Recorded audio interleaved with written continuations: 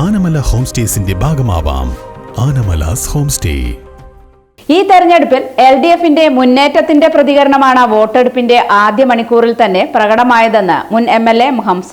ഈ തെരഞ്ഞെടുപ്പിൽ LDFന്റെ മുന്നേറ്റത്തിന്റെ പ്രതികരണമാണ് വോട്ടെടുപ്പിന്റെ ആദ്യ മണിക്കൂറിൽ തന്നെ പ്രകടമായത് എന്ന് മുൻ MLA ഹംസ.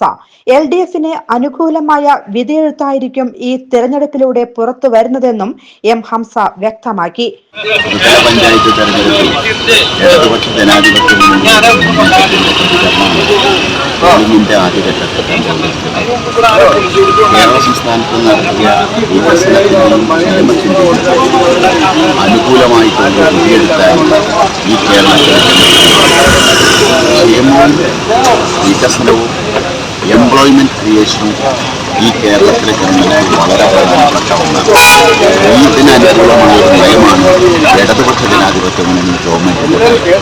ആ നയം ഈ രാജ്യത്തിലെ ജനങ്ങൾ അംഗീകരിക്കുമെന്നും ആ നയം തുടരണമെന്നുമുള്ള ഒരു വികാരമായി ഈ തെരഞ്ഞെടുപ്പിലൂടെ പുറത്തു വരുന്നത് തീർച്ചയായും ഈ ജനവിധി ഇടതുപക്ഷ ജനാധിപത്യ മുന്നണിക്ക് അനുകൂലമാണ്. ഒറ്റപ്പാലം നഗരസഭയിലെ കൗൺസിൽ ഹാളിൽ 11ാം വാർഡിന്റെ പ്രതിനിധിയായി LDF സ്ഥാനാർത്ഥി ആഷർ റൂഫ് ഉണ്ടാവുമെന്നും അദ്ദേഹം പറഞ്ഞു.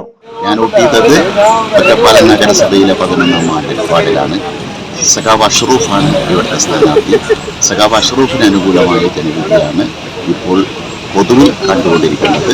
അഷ്റൂഫ് ഈ മണ്ഡലത്തിലെ കൗൺസിലറായി ജയിക്കും എന്നാണ് ഞങ്ങളുടെ നല്ല പ്രതീക്ഷ.